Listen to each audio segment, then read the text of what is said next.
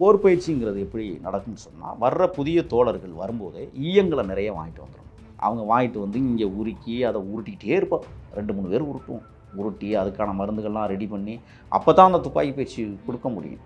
இப்படித்தான் வந்து பயிற்சிகள் நடக்கும் இங்கே. கந்தவேலுன்னு ஒருத்தர் வீரப்பனார் உள்ளிட்ட எங்களை எல்லாம் வந்து கொல்லுவதற்காக அதரடிப்படை மூலமாக சயனைடை உள்ளே கொண்டு வந்தாங்க.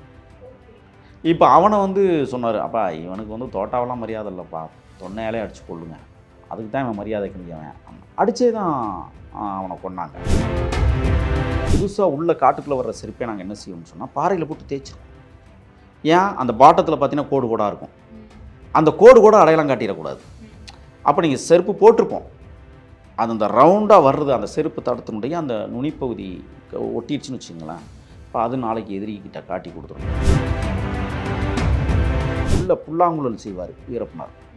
இரும்பு கம்பியை காய வச்சு சின்ன புல்லாங்குழல் ஊதுவார், புல்லாங்குழல் செய்ப்பார். அவரே ஊதிக்கிட்டு அப்படியே ஆடிட்டு இருப்பார். அப்போ அந்த நீண்ட அந்த கம்பி ஒன்று வச்சுருப்போம். எதுக்கு வச்சுருக்கிறோம்னா, கட்டத்துப்பாக்கியில் வந்து மருந்து இடிக்கிறதுக்காக வச்சுருப்போம். அந்த கம்பியை அடுப்புக்குள்ளே போட்டு நல்லா காய வச்சு ஓட்ட போடுவார். உட்காந்துட்டு 5 ஓட்ட போதுமாடா அப்படிம்பார். 7 போடுனே, அப்போ தான் உனக்கு கைக்கு லாபமாக வரும்னு சின்னவர். இந்த சின்ன சின்ன அந்த புல்லாங்குழல் இசைக்கிறதோட ரொம்ப அமைதியாக ஏதாவது ஓய்வான இடத்துல உட்காந்து காலையில் தூங்கி எழுந்திரிச்ச உடனே ஒரு 1 கிலோமீட்டர் அப்படி ஒரு சுற்று வருவார். அப்படி துப்பாக்கி எடுத்துகிட்டு போயிட்டு வருவார். எதுக்குன்னா தடம்பா, ராத்திரி ஏதாவது விலங்கு வந்திருக்கா, புலி வந்திருக்கா, சிறுத்தை வந்திருக்கா, அந்த தடம் காட்டி கொடுத்து, யானை வந்திருக்கா, மனித நடமாட்டம் எவனாவது ராத்திரியில் வந்திருக்கா, ரொம்ப துல்லியமாக அதெல்லாம் போய் பார்த்து ஆய்வு பண்ணி தான் அடுத்த கட்ட வேலைகளையே தொடர்ந்து. இப்போ ஒன்றும் இல்லை, சாமி கும்பிடுவார், சூடம்பத்தை வைப்பார். சூடம்பத்தை வச்ச இடத்துல ரவுண்டாக வெள்ளையாக இருக்கும் பாறையில், நீங்கள் பார்த்தீங்கன்னா தெரியும். சம்மர் ஹாலிடேஸ் வந்தாச்சு, நம்ம ஜிடி ஹாலிடேஸும் வந்தாச்சு. GT holidays, South India's #1 travel brand.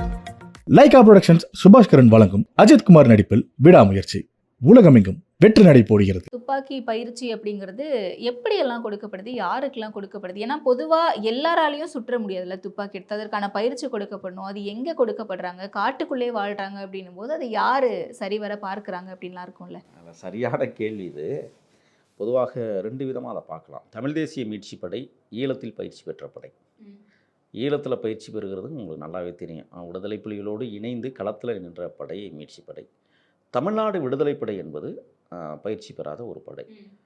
காட்டுக்குள்ளே வரும்பொழுது நிறைய இளைஞர்கள் விடுதலை படையிலேருந்து தான் வர்றாங்க. எப்படியாவது தமிழீழ தாயகத்தை தேசிய தலைவன் எப்படி மீட்பாரோ அதே போல் தமிழ்நாட்டை வீரப்பனார் மீட்பார் என்கிற அளப்பரிய நம்பிக்கையோடு வந்தவர்கள் அன்றில், செழியன், கோவிந்தராஜ், இப்படி நிறைய தோழர்கள் காட்டுக்குள்ளே வந்தாங்க. பூவரசன், எழில், இப்படியெல்லாம் நிறைய பொன்னிவளவன் போன்றவர்கள்லாம் வரும்பொழுது அவர்களுக்கு போதிய பயிற்சி இல்லை. அப்போ போதிய பயிற்சி இல்லை, இது எங்கே எடுக்கலாம் அப்படின்னு. இப்போ பயிற்சியும் போது தோட்டாக்கள் வெடிக்கிற சத்தம் வெளியில் கேட்கும், அதை வச்சு உளவாளிகள் வந்து உள்ளே வரலாம், அதுக்கான ஒரு வாய்ப்பு இருக்குல்ல.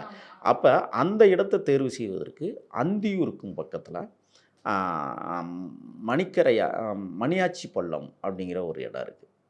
மணியாச்சி பள்ளத்துக்கு நீங்கள் உள்ள இன்டீரியலுக்குள்ளே போனீங்கன்னா அடர்ந்த வனப்பகுதி, பள்ளத்தாக்கு பகுதி, அதாவது பெரிய கொடிக்கால் வர்றது, 2 பக்கம் மரம் சூழ்ந்து போய் நிற்கும். நீங்கள் இன்டீரியலுக்கு உள்ளே போயிட்டீங்கன்னா வந்து நீங்கள் தோட்டம் என்ன தான் அடித்தாலும் வெளியில் சத்தமே கேட்காது.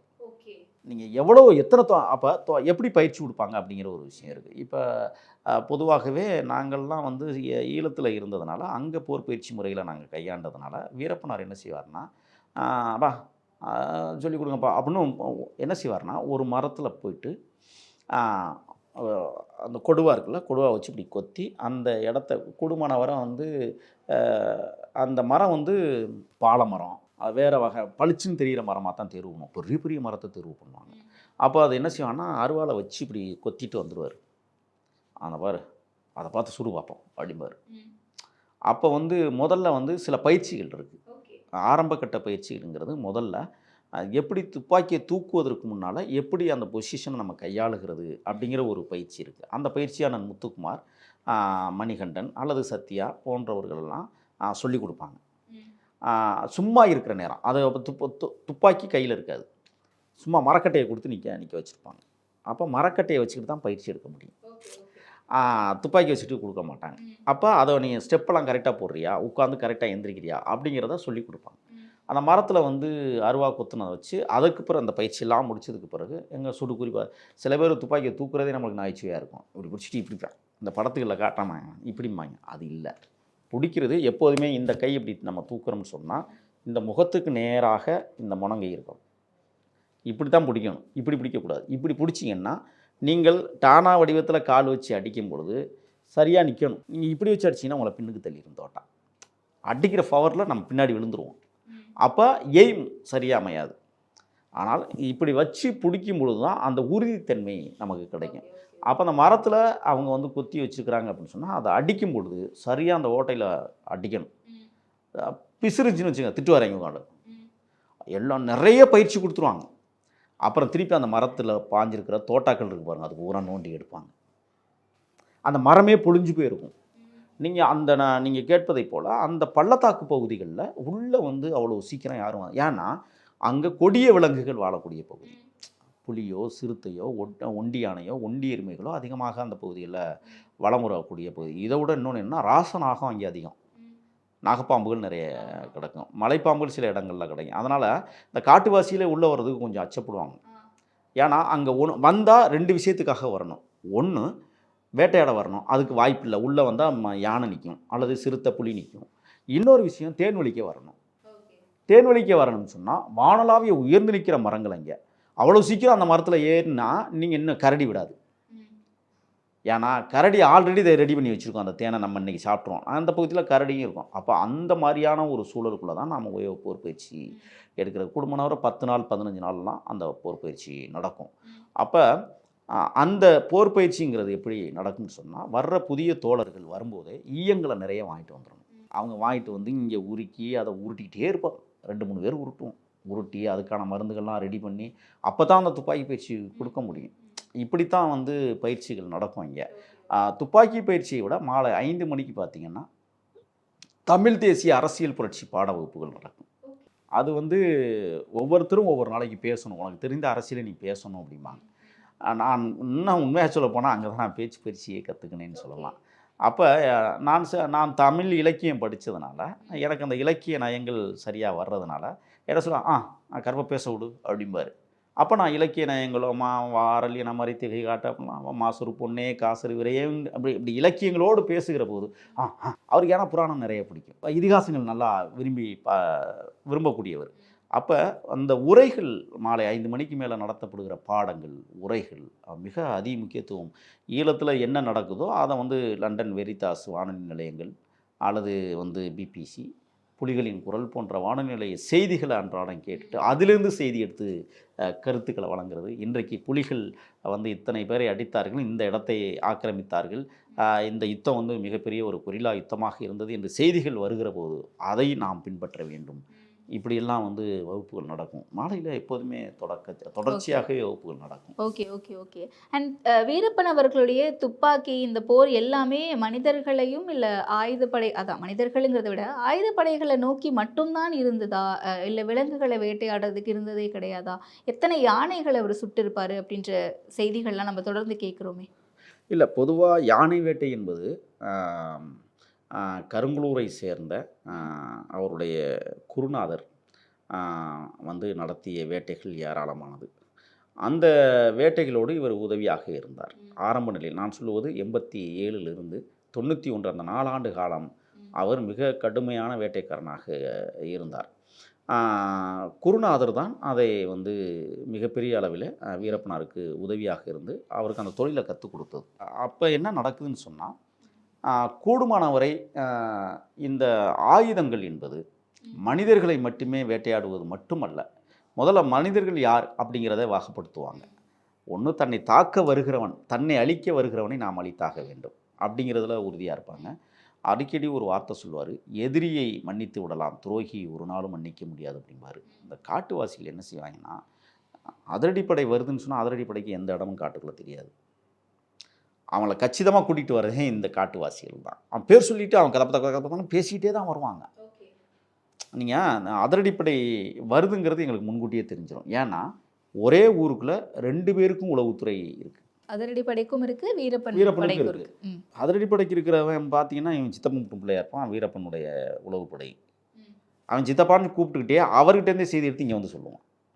ஆனால் வீரப்பன் படையில் இருக்கிறவங்க உளவுப்படை ஒரு செய்தியை கூட அவங்களால சொல்ல முடியாது. ஏன்னு சொல்லுங்கள், இவன் சொல்லிவிட்டானா அவன் காட்டி கொடுத்துருவான் அவனை. இன்னொரு விஷயமும் காடுகளில் நடந்தது. சொத்துக்காகவே சில பேரை காட்டி கொடுத்தார்கள். இவனை காட்டி கொடுத்து இவன் சிறைக்கு போயிட்டானா இவனுடைய சொத்தை நம்ம ஆட்டையை போட்டுக்கலாம். இப்படி நிறைய பேரை காட்டி கொடுத்த வரலாறுகள்லாம் அங்கே இருக்குது. அப்போ அவர் என்ன செய்வார்னு சொன்னால், துப்பாக்கிகள் யாரை பார்த்து நீளும் அப்படிங்கிற ஒரு கேள்வி இருக்குல்ல, துரோகிகளை பார்த்தே தொடர்ந்து நின்றுருக்கிறது. எதிரிங்கிறது வந்து நம்மளுக்கு தெரியும், அரசாங்கம் தான் எதிரிங்கிறது தெரியுது. இப்போ அதிரடிப்படையில் இருக்கிற காவல்துறைக்கும் வீரப்பனாருக்கு என்ன சொத்து தகராறாக கிடையாது, பிள்ளை தகராறா எதுவும் கிடையாது. ஆனால் அவர்களுடைய கடமையை செய்கிற போது அந்த கடமை இங்கே ஒரு உயிரை எடுப்பதற்கான கடமையாக அது கருதப்படுவதால் அவனை நாம் எடுத்துடணும், இல்லைன்னா நம்மளை அழிச்சிருவான். அப்போ அவனை இயக்குவது யார்? அதுதான் துரோகப்படை. அந்த துரோகம் தான் காட்டுவாசிகளை பொதுவாக சாதியை சொல்லுகிறேன் என்று நீங்கள் தவறாக கருதக்கூடாது. இருளர் வகுப்பை சார்ந்தவர்கள், லம்பாடிகள், சோழகர்கள், லிங்காயத்தார் போன்ற சமூக கட்டமைப்பை சார்ந்தவர்கள் காடுகளில் பரவி கிடக்கிறார்கள். அதில் எல்லாருமே வந்து இந்த மாதிரின்னு சொல்லிட முடியாது. நல்லவர்களும் புனிதமானவர்களும் அதில் இருக்கிறாங்க. அவர்களெல்லாம் ஒன்றும், இப்போ நீங்கள் வந்து கெத்தேசால் என்கிற ஒரு இடத்துல வந்து பார்த்தீங்கன்னா ஒரே நாளையில் 6 பேரை வெட்டி கொல்றாரு. அங்கே தோட்டாக்கள் பயன்படுத்தலை. ஏன்? அது துரோகம். தன்னுடைய கும்பலுக்கும் தன்னுடைய மனைவிக்கும் செய்த துரோகத்தால் அந்த 6 பேரை அந்த கெத்தேசால் என்கிற கிராமத்துக்குள்ளே புகுந்து வெட்டி கூறு கூறாக போட்டுட்டு போன வரலாறுகள். சில இடங்களில் தோட்டாக்கள் பயன்படுத்தலை. நீங்கள் அதே மாதிரி பார்த்தீங்கன்னா 1989களில் தன்னுடைய கோட்டையூர் பங்காளிகளான தனபாலு, மாதையன், முத்துக்குமார் போன்ற தோழர்கள் எல்லாம் அவர்கள் எல்லாம் வந்து பழி இருக்கும்போது தோட்டாக்கள் பயன்படுத்தலை. கூறு கூறாக வெட்டினா காவிரி ஆற்றுல தூக்கி போட்டு போனாங்க, மீனுக்கு இரையாக்கினார்கள். இன்றைக்கு வரை அவர்களுடைய உடலை வந்து காவல்துறை எடுக்கவும் இல்லை, கண்டுபிடிக்கவும் இல்லை. வெட்டியதற்கான சாத்தியக்கூறுகளே இல்லாததையும் காவல்துறை வந்து அங்கே அதுக்கு ராமபுரா காவல் நிலையத்திற்கு உட்பட்ட எல்லையில் அந்த சம்பவம் நடந்தது. ஆக சில இடங்களில் துப்பாக்கிகள் நீளும், அது துரோகத்திற்கு மட்டுமே நீளும். எதிரிகளுக்கு எப்பொழுது நேருமோ அப்பொழுது நீளும். ஆனால் துரோகத்திற்கு அதிகமாக நின்றிருக்கிறது. அதற்கு எடுத்துக்காட்டு சில பேர் துரோகத்துக்கு வந்து இன்னொரு தண்டனை இருக்குது. நீங்கள் வந்து கந்தவேலுன்னு ஒருத்தன் வீரப்பனாறு உள்ளிட்ட எங்களை எல்லாம் வந்து கொல்லுவதற்காக அதிரடிப்படையின் மூலமாக சைனைடை உள்ளே கொண்டு வந்தவன். இப்போ அவனை வந்து சொன்னார், அப்பா இவனுக்கு வந்து தோட்டாவெல்லாம் மரியாதை இல்லைப்பா, தொன்னையாலே அடித்து கொள்ளுங்க, அதுக்கு தான் இவன் மரியாதைக்குரியவன். அடித்தே தான் அவனை கொன்னாங்க, தோட்டாக்கள் பயன்படுத்தலை. அந்த வழக்கில் கூட அண்ணன் நக்கீரன் கோபாலெல்லாம் சேர்க்கப்பட்டார். அதுக்கு காரணம் என்னென்னா, நான் எடுத்த வீடியோ அடித்து கொள்ளும்போது நான் வீடியோ எடுக்கிறேன், புகைப்படங்கள் எடுக்கிறேன். அந்த புகைப்படங்கள் வந்து வெளியில் வருது. வெளியில் வந்ததற்கு பிறகு பார்த்திங்கன்னா அது நக்கீரன் இதெல்லாம் பிரசுரமாகுது. அது அப்படியே மிகப்பெரிய அளவில் பேசப்படுது. இப்படித்தான் வந்து அந்த வழக்கு நடந்தது. ஆக இந்த மாதிரி ஆள்காட்டிகளை, துரோக செயல்களை வந்து சில பேரை துப்பாக்கியால் வந்து துப்பாக்கிக்கு மரியாதை இல்லைன்றவர். இந்த மாதிரி சம்பவங்களும் அங்கே நடந்தது உண்டு. பொதுவாகவே காட்டுக்குள்ளே பயணம் அப்படின்னும் போது தொடர்ந்து பயணிச்சுட்டேவும் இருக்க முடியாது. நம்மளே இதை பற்றி நிறைய டிஸ்கஸ் பண்ணியிருப்போம். ஒரு இடத்துக்கு போகிறாங்க அப்படின்னா அங்கே டென்ட்டு போடுவாங்க, தங்குவாங்க, திரும்பவும் அடுத்த நாள் பயணத்தை தொடருவாங்க அப்படின்ட்டு. ஸோ இந்த பயணத்தின் போது என்ன மாதிரியான சின்ன சின்ன விஷயங்கள் எல்லாம் ரொம்ப கவனிக்கப்படுறவையாக இருந்துச்சு வீரப்பன் அவர்கள்கிட்ட? பொதுவாகவே காடு தன்மை இருக்கிறது. சில இடங்களில் அதிரடிப்படை பக்கத்திலே இருக்கிறாங்க, நம்ம அதை வழியே கடந்து தான் போகணும் அப்படின்னு சொல்லும்போது ரொம்ப மிகுந்த கவனத்தோடு கடப்பது வழக்கம். அதுவும் விரைவாக கடப்பது வழக்கம். அதை என்ன செய்வாங்கன்னா, கல் அல்லது புல் மேலே கால் வச்சு நடப்பாங்க. முன்னாடி போகும்போது வீரப்பனார் என்ன செய்வார்னா, துப்பாக்கி தோளில் போட்டுட்டு வந்து அந்த நெப்பில் கை வச்சுக்கிட்டே தான் போவார் நடக்கும்போதே. டப்புன்னு எடுத்து அடிக்கிறதுக்கு ஏதாவது ஆயிடுச்சு அப்படின்னா டப்புன்னு எடுத்து அடிக்கிறதுக்கு நெப்பை ப்ளஸில் ஆக்கிட்டு தான் கிளம்பி போவார். போகும்போது நம்ம வரிசையாக போகிறோம்ல, போகும்போது யாராவது ஒரு சில பேர் தடம் கொடுத்துருப்பாங்க. அந்த இடத்துல தன்னை மீறி வந்து மண்ணில் கால் தடம் கொடுத்துருப்பாங்க. எப்போதுமே மண்ணில் கால் தடம், மணல் மேலே கால் வைக்கக்கூடாது, கால் கால் பதம் தெரியக்கூடாது, பதிஞ்சிரும். ஆமாம், அதாவது கால் இல்லை செருப்பு. அந்த செருப்பு நீங்கள் புதுசாக உள்ள காட்டுக்குள்ளே வர்ற செருப்பே நாங்கள் என்ன செய்வோம்னு சொன்னால் பாறையில் போட்டு தேய்ச்சிருவோம். ஏன்? அந்த பாட்டத்தில் பார்த்தீங்கன்னா கோடு கோடாக இருக்கும், அந்த கோடு கூட அடையாளம் காட்டிடக்கூடாது. அப்போ நீங்கள் செருப்பு போட்டிருப்போம், அது அந்த ரவுண்டாக வர்றது அந்த செருப்பு தடத்தினுடைய அந்த நுனிப்பகுதி ஒட்டிடுச்சுன்னு வச்சுங்களேன். இப்போ அது நாளைக்கு எதிரிக்கிட்ட காட்டி கொடுத்துருப்பீங்க. கடைசியாக வருகிற சேத்துக்குள்ளி என்ன செய்வார், சுற்றியும் பார்த்துக்குவார், காலடி தடமும் கடக்கான்னு பார்த்துக்கிட்டே வருவார். அப்படி இருந்துச்சுன்னா ஒரு குச்சியை ஒடிச்சு ஒரு செடியை ஒடிச்சு டப்புன்னு அழிச்சிட்டு போயிடுவார். இது சின்ன சின்ன விஷயங்களில் இது நீங்கள் அதே மாதிரி இப்படி போயிட்டே இருக்கணும். கொடுவா வச்சுட்டு யாரும் செடியை வெட்டக்கூடாது. அந்த வழியை இப்போ ஆள் காட்டி வர்றான், புதுசாக அருவா போட்டு வெட்டியிருக்கிறோம் ஒரு செடியிலையோ ஒரு மரத்துலையோ வெட்டியிருக்கிறோம்னு சொன்னால் இது யாருடைய வெட்டு, இது யாரும் எதுக்காக இங்கே வெட்டியிருக்காங்க, அப்போ இந்த வழியாக வீரப்பன் கும்பல் போயிருக்கு அப்படின்னு தெரிஞ்சு போயிடும். அதுக்காகவே மரங்களில் இப்போ ஒரு இடத்துல பொந்து தேன் இருக்குது, இதை எடுக்கணும்னா நாங்கள் வந்து ஒன்று கோடாரியை பயன்படுத்தணும், இல்லைன்னா அருவாளை பயன்படுத்தி தான் எடுக்க முடியும். ஆனால் அந்த கொம்பு தேன் காவல்துறை வராத பகுதியா, காவல்துறையினுடைய உளவாளிகள் வராத பகுதினா தான் வெட்டி எடுப்போம். நீங்கள் ஆள் நடமாட்டம் இருக்கிற பகுதியில் கொம்பு தேன் இருக்குன்னா நாங்கள் அதை தொடர்றதே கிடையாது. அதே மாதிரி நீங்கள் பார்த்தீங்கன்னா இப்போ நம்ம ஒரு இடத்துல தங்கியிருக்கிறோம், அடுப்பு மூட்டுறோம், அடுப்பு மூட்டும் போது கல் வச்சு தான் அடுப்பு மூட்டுவோம். சில இடங்களில் குழி நோண்டி அடுப்பு மூட்டுற வழக்கம் இருக்குது. இப்போ கல் வச்சு நாங்கள் அடுப்பு மூட்டி இன்றைக்கி சமைக்கிறோம், அந்த கல் என்ன ஆகும், கருப்பு கலரில் மாறிடும். அப்போ கருப்பு கலரில் மாறின கல் அப்படியே எப்படி போட்டு போக முடியும், போட முடியாது, கண்டுபிடிச்சிருவாங்க. அவ்வளோ 6000 சதுர கிலோமீட்டர் காடில் ஏதோ ஒரு மூலையில் ஏதோ ஒரு இடத்துல நம்ம இந்த வேலையை செஞ்சோம்னா கூட அந்த கல்லெல்லாம் தூக்கி புதற்குள்ள தூக்கி வீசிடுறது. இப்போ கல் ஒரு இடத்துலேருந்து எடுத்ததுக்கான வடிவம் கிடக்கும்ல, அதை கூட தட்டி விட்டு செடியை ஒடிச்சு அப்படியே அழிச்சிடலாம். இப்போ இந்த மாதிரி ரொம்ப கவனமாக சில இடங்களில் ஒரு தங்கியிருக்கிறோம், இவ்வளோ பெரிய இடத்துல தங்கியிருக்கிறோம், நீங்கள் சொன்னதை போல் டேரா கட்டுறோம், அந்த டேராவே வந்து வேறு கலரில் இருக்காது, பச்சை கலரில் தான் இருக்கும். வேறு கலர் இருந்தால் தான் காட்டி கொடுத்துருமே. அப்போ அந்த பச்சை கலரில் கட்டப்படுகிற அந்த டேராவை கூட நீங்கள் அதை கலட்டி மடிக்கும் போது பார்த்தீங்கன்னா சடசடன்னு சவுண்டு வரும், அந்த சத்தமே வராத அளவுக்கு மடிக்கணும். அதை சில்பர் சாக்கு சில்பர் வந்து சவுண்டு வரும், அப்போ அது ஒரு 1/2 கிலோமீட்டருக்கு கேட்டுரும் அது அந்த சத்தம். அது ரொம்ப பாதுகாப்பாக பண்ணணும். நீங்கள் சட்டி கழுவுறோம் அப்படின்னா, பாத்திரம் விளக்குறோம் அப்படின்னா சவுண்டு வருமா வராதா, ஒன்றோட ஒன்று மோதுகிற போது சத்தம் வரும்ல, அப்படி சத்தம் வர்ற அளவுக்கு நாங்கள் பண்ணிக்கவே மாட்டோம். ரொம்ப கவனமாக மெதுவாக எடுத்து வைக்கிறோம். நாங்கள் பேசுவதே அஸ்கியில் தான், சத்தம் போட்டு பேசுகிறதே கிடையாது. எங்கேயாவது நான் சொன்னேனே மணியாச்சி பள்ளம் போன்ற அடர்ந்த வனத்துக்குள்ளே போகும்போது தான் நாங்களே சத்தம் போட்டு பேசுவோம். நிறைய இடங்களில் அஸ்கியிலே பேசி தான் எங்கள் வாழ்க்கை ஓடணும். அந்த அந்த பாத்திரம் விளக்கும்போது வருகிற அந்த சத்தத்தை கூட ரொம்ப மென்மைப்படுத்துவோம். மோதிக்கக்கூடாது, ஒரு பாத்திரம் இன்னொரு பாத்திரத்தோடு மோதிடக்கூடாதுங்கிறதுல கவனமாக இருப்போம். தண்ணி குடிச்சுக்கிட்டு சொம்ப டப்புன்னு வைக்க மாட்டோம். அதே மாதிரி தண்ணி ஊற்றும் போது சத்தம் வருதா, குடக்குன்னு அந்த பெரிய வெள்ளைக்கான வச்சுருப்போம், அந்த குடக்குன்னு ஊற்றுற சவுண்டு கூட ரொம்ப அப்படியே கை கிட்டத்தில் வச்சுக்கிட்டு ஊற்றுறது. மென்மையான சில விடயங்கள். அதான் சொல்கிறேனே, படுத்து கிடக்கிற போது ஒரு மரத்தினுடைய இலை மரக்கிளையிலேருந்து விழுகிற போது அப்படின்னு ஒரு சத்தம் வந்தால் கூட கண்ணு முடிச்சு என்னன்னு பார்க்கக்கூடிய தன்மையுடையவர் சேர்த்துக்கூடியார். அப்போ ரொம்ப கவனமாக எல்லா இடத்துலையும். இப்போ செருப்பு போட்டு நடக்கிறோம், சில பேருக்கு செருப்பு கொஞ்சம் பெருசாகிடுச்சுன்னா டட்டுன்னு நடந்து போகும்போது சவுண்டு வரும். அந்த மாதிரி செப்பல் பயன்படுத்தவே மாட்டேன் நான். டைட்டாக இருக்கா போடு, இல்லைன்னா போடாது. ஆனால் செருப்பு இல்லாமல் நடக்க முடியாது. விறகு ஒடிக்கிறோம், சமையலுக்கு விறகு ஒடிக்கிறோம், அந்த ஒடிக்கிற சவுண்டு வரும்ல, அதை கூட பக்குவமாக ரொம்ப நாங்கள் ஒடிக்கும் போது டக்குன்னு ஒடிக்க மாட்டோம். ஒரு இப்படி ஒடிச்சிட்டோம் அப்படின்னா ஒரு 5 நிமிஷம் கழிச்சு தான் ஒரு சவுண்டு. இன்னொன்று வேகமாக ஒடிக்கிறோம் அப்படின்னா அப்போ யாரோ அங்கே ஆள் நிற்கிது. இப்போ மழை சருகளில் நாங்கள் அந்த வேலையை செஞ்சுக்கிட்டு இருக்கிறோம், கீழே சத்தம் கேட்குமே, யாராவது காட்டுவாசி உள்ள மெத்தேனலுக்கு வருவான், அல்லது ஏதாவது வேட்டைக்கு வருவான், மூங்கிலுக்கு போவாங்க, மூங்கில் வெட்டுறதுக்கு போவாங்க. சில இடங்களில் மூங்கில் காடுகள் வலுவாக இருக்கும், இரவில் அந்த காடுகளில் படுக்கிறதே பயமாக இருக்கும் நம்மளுக்கு. ஏன்னா அந்த மூங்கில் ஒன்றோடு ஒன்று உரசி கிரீச்சுன்னு கத்தும், டப்புன்னு முழிக்கிற சூழல் வரும். இந்த அங்கே மூங்கில் காடுகளுக்குள்ள நீங்கள் எங்கேயுமே நாங்கள் மூங்கில் வெட்ட மாட்டோம். ஏன்னா நாம் வெட்டுற வெட்டுக்கும் காட்டுவாசிகள் வெட்டுற வெட்டுக்கும் வித்தியாசம் இருக்குது. அவன் பளபளன்னு வச்சுருப்பான், ஒரே வெட்டோட ஒரு மூங்கிலை வெட்டி எடுத்துருவான். நாங்கள் மழுங்கர் வாழை வச்சுருப்போம், ஏன் நாங்கள் சாணம் முடிக்கிறதே கிடையாது.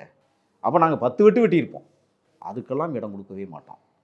நீங்கள் உள்ள புல்லாங்குழல் செய்வார் வீரப்பனார், இரும்பு கம்பியை காய வச்சு சின்ன புல்லாங்குழல் ஊதுவார், புல்லாங்குழல் செய்ப்பார், அவரே ஊதிக்கிட்டு அப்படியே ஆடிட்டு இருப்பார். அப்போ அந்த நீண்ட அந்த கம்பி ஒன்று வச்சுருப்போம், எதுக்கு வச்சுருக்கணும்னா கட்டத்துப்பாக்கியில் மருந்து இடிக்கிறதுக்காக வச்சுருப்போம். அந்த கம்பியை அடுப்புக்குள்ளே போட்டு நல்லா காய வச்சு ஓட்ட போடுவார் உட்காந்துக்கிட்டு. 5 ஓட்ட போதுமாடா அப்படிம்பார், 7 போடுனே, அப்போ தான் உனக்கு கைக்கு லாபமாக வரும்னு சின்னவர். இந்த சின்ன அந்த புல்லாங்குழல் இசைக்கிறது கூட ரொம்ப அமைதியாக ஏதாவது ஓய்வான இடத்துல உட்காந்து எல்லோரும் வானொலி பெட்டி கேட்போம். 7 பேர் இருக்கிறோம்னா 7 பேருக்கும் வானொலி பெட்டி இருக்கும். காலை கடன்களை முடிக்கிறோம் அப்படின்னா கூட ஒரு சின்ன பாறையை வச்சு குழி நோண்டி பூனை மாதிரி போயிட்டு மூடிடுவோம். ஒரு 4 நாள் கழித்து பார்த்தா மண்ணு தள்ளி இருக்கும், அதை அப்படியே சமமாக தட்டி விட்டுருவோம். இப்போ ஒரு சிறுநீர் கழிக்கிறோம்னு வச்சுக்கோங்களேன், மனித சிறுநீருக்கும் விலங்குகள் சிறுநீருக்கும் வித்தியாசம் இருக்குது. சிறுநீர் கழிக்கிறோம் அப்படின்னா அந்த இடத்துல வந்து மனித சிறுநீருக்கு எந்த தடயமும் இருக்காது, ஆனால் மனித தடயம்னு காட்டி கொடுத்துரும். நீங்கள் விலங்குகள் சிறுநீர் போயிதுன்னா அது வந்து மஞ்சள் நேரத்தில் கிடக்கும். இந்த இலைகளை மட்டுமே தின்னு வாழக்கூடிய உயிரினங்கள் அப்படின்னா அந்த இடத்துல மஞ்சளாக கிடக்கும். அப்போ இது விலங்கு, இது மனிதன் கண்டுபிடிச்சிருமா காட்டுவாசிகள். அப்போ அது கூட என்ன செய்வோம், எங்கேயாவது புதருக்குள்ள இருந்து செடி மேலே ஒன்றுக்கு இருந்து விடுறது. இன்னொன்று சொல்லுவார், ஒரு சின்ன செடியை நம்ம வெட்டிடுறோம் அப்படின்னா, அப்போ அதை வெட்டாதீங்கப்பா, ஏன் வெட்டுறீங்க, அது வளர்கிற பிள்ளைப்பா அப்படிம்பார். நம்ம இங்கேருந்து போக்குவரத்துக்கு இடையூறாக இருக்கிற செடிகள் நிறைய இருக்கும், அதை வெட்டிக்கிட்டே போகணும். சில இடங்களில் மறக்கவே முடியாது. என்னென்னா உன்னிமுள் செடிகள் புதர் மாதிரி இருக்கும். எப்போதுமே நாங்கள் நடந்து போகிற தடங்கள் யானை தடத்தில் நாங்கள் போக மாட்டோம். யானைக்குன்னு சில தடங்கள் இருக்குது, அதில் நாங்கள் பயணிக்கிறது இல்லை. ஆனால் அதிரடிப்படை அதில் தான் நடந்து போவாங்க. இந்த யானை தடத்தில் அவங்க போகும்போது பார்த்தீங்கன்னா ஒரு 50 ஷூ 60 ஷூ தடம் கிடக்கும். அப்படி மெதுவாக காட்டுக்குள்ளே வந்து அந்த இடத்துல அப்படி நின்று இப்படி எட்டி பார்ப்பார். 25 பேர் போயிருப்பாங்க அப்படிம்பார். எங்கே போயிருப்பாங்க, போன ஷூ தான் கிடக்கு அப்படிம்பார். ஏதாவது ஒரு மழை பெய்ய சொல்லி அப்படி இறங்கியிருப்பாங்களோ, சரி கொஞ்சம் இப்படி போ அப்படிம்பார். அந்த அந்த நுணுக்கமாக காலையில் தூங்கி எழுந்திரிச்ச உடனே ஒரு 1 கிலோமீட்டர் அப்படி ஒரு சுற்று வருவார். அப்படி துப்பாக்கி எடுத்துகிட்டு இப்படி போயிட்டு வருவார். எதுக்குன்னா தடம் பார்க்க, ராத்திரி ஏதாவது விலங்கு வந்திருக்கா, புலி வந்திருக்கா, சிறுத்தை வந்திருக்கா, அந்த தடம் காட்டி கொடுத்துரும். யானை வந்திருக்கா, மனித நடமாட்டம் எவனாவது ராத்திரியில் வந்திருக்காங்க. ரொம்ப துல்லியமாக அதெல்லாம் போய் பார்த்து ஆய்வு பண்ணி தான் அடுத்த கட்ட வேலைகளையே தொடங்குது. இப்போ ஒன்றும் இல்லை, சாமி கும்பிடுவார், சூடம்பத்தை வைப்பார். சூடம்பத்தை வச்ச இடத்துல ரவுண்டாக வெள்ளையாக இருக்கும் பாறையில், நீங்கள் பார்த்தீங்கன்னா தெரியும். அந்த தடம் தெரியக்கூடாது. என்ன செய்வார், தண்ணியை ஊற்றி அதை தேய்ப்பார், தேய்ச்சி அழிச்சு கொடுத்தா வரும். நீங்கள் இது மட்டும் இல்லை, சரி இப்போ ஒரு இடத்துல எரிக்கிறோம், கட்டைகளை எரிக்கிறோம், இந்த கட்டையை வந்து பாதி எரிஞ்சு பாதி எரியாமல் கிடக்கு, அந்த கட்டையை அடுத்து பயன்படுத்த முடியாது அப்படின்னா அந்த கட்டையை என்ன செய்வாங்க, தூக்கி புதருக்குள்ள கொண்டு இப்படி சொருகி வச்சுருவாங்க. அந்த அடுப்புக்கறி தெரிகிற பக்கம் தெரியவே கூடாது, தெரிஞ்சுன்னா அதுவும் எதிராளிகிட்ட நம்மளை காட்டி கொடுத்துரும். அப்படிங்கிற நெகை வெட்டுறதை கூட மண்ணுக்குள்ளே புதைக்கிறது, முடி வெட்டினா மண்ணுக்குள்ளே போட்டு புதைக்கிறது, இது எல்லாமே தன்னை இப்போ தற்காத்துக் கொள்வதற்காக. சம்மர் ஹாலிடேஸ் வந்தாச்சு, நம்ம ஜிடி ஹாலிடேஸும் வந்தாச்சு. GT holidays, South India's #1 travel brand. Lyca productions Subaskaran வழங்கும் அஜித் குமார் நடிப்பில் விடாமுயற்சி உலகமெங்கும் வெற்றி நடை போடுகிறது.